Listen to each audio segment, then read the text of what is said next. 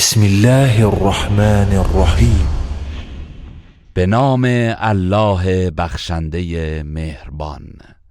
والعصر ان الانسان لفی خسر. سوگند به عصر که انسان در زیان است، الا الذين آمنوا وعملوا الصالحات وتواصوا بالحق وتواصوا بالصبر.